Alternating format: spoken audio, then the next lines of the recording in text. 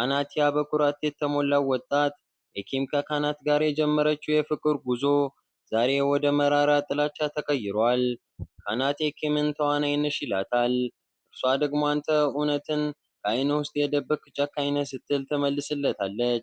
በመካከላቸው የነበረው ያ የፍቅር ስሜት ዛሬ እንደ አመድ በኖ በምትኩ በቀልና ንቀት ነግሷል። ትምህርት ቤት ውስጥ ያለው ውጥረት አይጣል ነው። በአንድ በኩል ድሆችና ባለሀብቶች፣ በሌላ በኩል ደግሞ እርስ በርስ የሚተላለፉ ወዳጆች።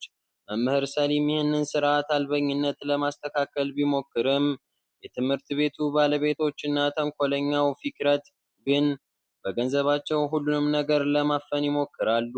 ነገሮች ይበልጥ የከፉት ግን ሚስጥሩ ሲወጣ ነው። በሌላ ላይ ለደረሰው አደጋ ተጠያቂዎቹ እነማን እንደሆኑ ታወቁ። ካናት ለመከላከል ሲል ብዙ ዋጋ ከፈለ። ኢኪም ግን ይህንን ሚስጥር ይዛ ዝም አላለችም። ካናትና ኢኪም ፊት ለፊት ተፋጠጡ። ካናት እንዲህ አላት፣ በጣም ጎበዝ ተዋናይ ነሽ ኢኪም፣ ግን አሁን ተራው የኔ ነው። በሌላ በኩል ደግሞ በትምህርት ቤቱ ያለው ሚስጥራዊ ቪዲዮ በብዙዎቹ ዘንድ ስጋትን ፈጥሯል። መምህር ባህር እውነቱን ለማውጣት ስትሞክር ለከፋ አደጋ ተጋለጠች። የሀብታሞች ዓለም እንዴት የድሆችን ሕይወት እንደሚረግጥ፣ እንዴት እውነት በገንዘብ እንደሚታፈን በግልጽ የታየበት ምሽት ነበር። በመጨረሻም ኤኪም በብቸኝነትና በህመም ተሰበረች። እናቷ አልቅሺ ልጄ፣ ለቅሶው ትልቅ መድኃኒት ነው ስታጽናናት፣ ኤኪም ግን አንድ ነገር አወቀች። በዚህ ትምህርት ቤት ውስጥ ማንም ለማንም ጓደኛ አይደለም። ሁሉም የራሱን ጭንብል አጥልቆ ሌላውን ለመጣል ይጣራል። ካናትና ኤኪም ፍቅርና ጥላቻ፣ እውነትና ውሸት የተደባለቁበትን ያ የታሪካቸው ምዕራፍ ዛሬም እንደቀጠለ ነው። ኤሚኔ በአጋጣሚ አንዲትን አስተማሪ ከፎቅ ላይ ተገፍትራ ስትወድቅና ሕይወቷ ሲያልፍ ባይኗ አየች። ነፍሰ ገዳዩ ሌላ ማንም ሳይሆን በትምህርት ቤቱ ጉልበተኝነቱ የሚታወቀው ኦዛን ነበር። ኤሚኔ ይህንን በስልኳ ቀርጻው ነበር። ስልኩን ይዛ ለመሸሽ ብትሞክርም ኦዛንና ጓደኞቹ ሜሊሳ፣ ካናትና ሌሎችም አደኗት። ኦዛን ኤሚኔን ሲይዛት እንዲህ አላት፣ አደጋ ነበር፣ ሆን ብዬ አልገፋኋትም። ነገር ግን እውነቱ ሌላ ነበር። ኤሚኔ በቢላዋ እንደተከበበች ወፍ በጭንቀት ትርበደበድ ነበር። ኦዛን ስልኩን ቀማት። አሁን የእነሱ የወንጀል አጋር እንድትሆን አስገደዷት። ይህ በእንዲህ እንዳለ በትምህርት ቤት ውስጥ ያለው ስልጣን ተገለባበጠ። የካናት አባት ሪዛ ትምህርት ቤቱን ገዛው። ነገር ግን ሪዛ የራሱን የሆነ የጨለመ ሕይወት ነበረው። ባለቤቱ ሱናን በጭካኔ ያሰቃየት ነበር። ሱና ግን ዝም አላለችም። ባለቤቷን ቀስ በቀስ በመርዝ ለመግደል አቅዳ ነበር። እቅዷ ሲበላሽ ግን ሪዛ በጭካኔ ተበቀላት።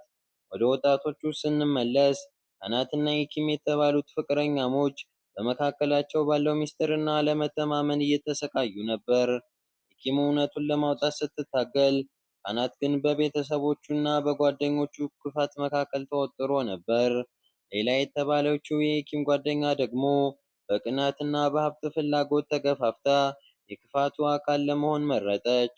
ደሃን የተባለው ወጣት ግን ከእንግዲህ ይህንን ግፍ ሊሸከም አልቻለም። ሽጉጡን ይዞ ኦዛንና ጓደኞቹን ተጋፈጣቸው። በቃኝ፣ ይህ ጉልበተኝነት ማብቃት አለበት ብሎ ጮኸ። ነገር ግን ሽጉጡ ባዶ ነበር። ይህ መሳለቂያ ቢሆንም ኤሚኔ ህሊና ግን አልቻለም። ኤሚኔ ከእንግዲህ በዝምታ መኖር እንደማትችል አወቀች። ለሁሉም ጓደኞቿ የመጨረሻ መልእክት ላከች። ሁላችሁም ጥፋተኛ ናችሁ። እኔ ቅጣቴን እቀበላለሁ፣ እናንተ ግን ከህሊናችሁ ጋር ትቀራላችሁ። ኤሚኔ ወደ ትምህርት ቤቱ ጣሪያ ወጣች። እስር አባቷ ሙስጠፋ፣ ኢኪምና ፖሊሶቹ በፍርሃት ይጮሃሉ። ኢኪም ወደ ኤሚኔ ተጠግታ እንድትወርድ ለመነቻት። አሁንም አልፈርድም ኤሚኔ፣ እጅሽን ስጭኝ ኤሚኔ። ግን በጭንቀት ተሞልታ ያየችው አስከፊ ምስል ከአእምሯ ማውጣት አልቻለችም።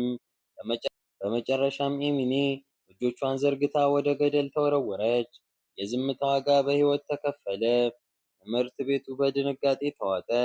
ኢኪም ተራ ተማሪ አይደለችም፣ ፍትህን የምትፈልግ ታጋይ እንጂ። ውድ ጓደኛዋ ሌላ በአሰቃቂ አደጋ ተመታ። አካሏ ከጎደለ በኋላ ኢኪም የዚህን ድርጊት ፈጻሚ ለመፈለግ ወደዚህ ባለጸጋ ትምህርት ቤት ገባች። ነገር ግን እዚህ ያገኘችው ከጠበቀችው በላይ ነበር። ትምህርት ቤቱ ንጉሥ የሚመስለው ካናት በውበቱና በኃይሉ ሁሉንም የሚያንበረክክ ወጣት። ነገር ግን በዚያ ጨካኝ ገጽታው በስተጀርባ ትልቅ ጠባሳ ደብቋል። በአንድ በኩል ካናትና ኤኪም እርስ በርሳቸው እንደ ድመትና አይጥ ይባላሉ፣ በሌላ በኩል ደግሞ ልባቸው ውስጥ ፍቅር ይበቅላል። ካናት ለኤኪም ያለው ስሜት እንዴት መውደድ እንዳለብኝ አላውቅም የሚል አይነት የውስጥ ጩኸት ነው። ግን በዚህ ግቢ ውስጥ ሌላው ትልቅ ተዋናይ ሜሊሳ ናት። ሜሊሳ ሁሉንም ነገር የራሷ ማድረግ ትፈልጋለች። ካናትም ሆነ የትምህርት ቤቱ ክብር። አዲስ የመጣው አቴሽ ደግሞ በሞተር ሳይክሉና በሚስጥራዊ ማንነቱ የኃይል ሚዛኑን ሊያናጋው መጥቷል። በትምህርት ቤቱ የስፖርት አዳራሽ ውስጥ ካናትና አቴሽ ለክብር ሲፋለሙ ግቢው በሙሉ በጭንቀት ይረዳል። የሚያስገርመው ግን የትምህርት ቤቱ ሚስጥር በዚህ አያበቃም። መምህር ባህር በአሰቃቂ ሁኔታ ከሞተች በኋላ ኪም ያስገረማት ትልቅ ግኝት አለ። የባህር የግል ደብተር ስትመረምር አንድ ያልተጠበቀ ሚስጥር አገኘች። አንዲት ተማሪ ነፍሰ ጡር ናት። የዚህ ልጅ አባት ደግሞ ከትምህርት ቤቱ ተማሪዎች አንዱ ነው። የልጁ አባት አንተ ነህ የሚለው መልእክት ለተጠርጣሪው ሲደርስ ታሪኩ ሌላ አቅጣጫ ይይዛል። በአንድ በኩል የሌላ የጓደኝነት ክህደት፣ በሌላ በኩል ደግሞ የካናት አባት የፈጠረው የቤተሰብ ስቃይ፣ መሃል ላይ ደግሞ በድህነትና በሀብት መካከል ያለው ትንቅንቅ። የኪም እውነቱን ለማውጣት ስትታገል ራሷን በጠላቶቿ መሃል ታገኘዋለች። በከተማው በናኘው በዚያ ዝነኛ ትምህርት ቤት ቅጥር ግቢ ውስጥ ዛሬም ነገሮች እንደተመሰቃቀሉ ናቸው። የሞቱ ሰዎች ትውስታ፣ ያልተመለሱ ጥያቄዎችና በቁም የተቀበሩ ሚስጥሮች የሁሉንም ሰው ነፍስ እያወቁት ነው። የኪም ቆራጥ ልጅ የጓደኛዋን ሌላን አደጋና የአስተማሪዋን ሞት ሚስጥር ለመድረስ ቆርጣ ተነስታለች። ነገር ግን በእያንዳንዱ እርምጃዋ ፊት ለፊት የሚጋረጠው ካናት ነው። ያ ፍቅርና ጥላቻ የተደባለቁበት ወጣት። ለምን ዝም ትላለህ ትለዋለች። መልሱ ግን የለም። ዝምታው ደግሞ ከጩኸት በላይ ይሰማል።